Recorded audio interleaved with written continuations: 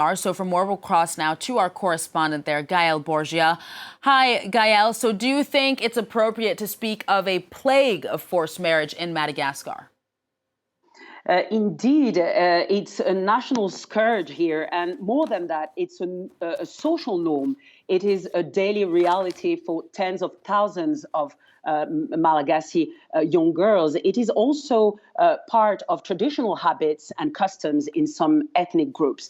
It is a social problem, but also an economic problem because young girls in households are an economic burden. So when the girl gets 12, 13, 14, she becomes a new source of income for the family. So she is sacrificed to allow the family to survive. And especially when there's a natural disaster, for example, cyclone, a pandemic like COVID-19, or a political crisis, the first victims are the young girls.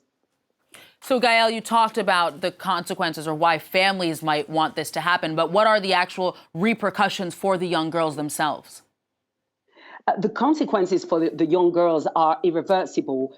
Most of the time, they are obliged to stop school. It was found that the higher the dropout rate, the higher the rate of child marriage. There are consequences on health. They are more likely to give birth to fragile children, for example. They are at greater risk of complications during pregnancy and childbirth. So this is definitely a development issue because it's impossible to build a stable, a healthy, developed society if young girls' fundamental rights are not guaranteed, if their rights are violated.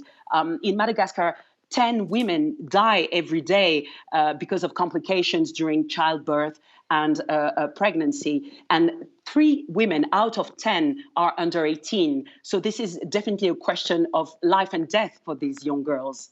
Indeed, Gaëlle Borgia reporting from Madagascar for the International Day of the Child Girl. Thank you very much.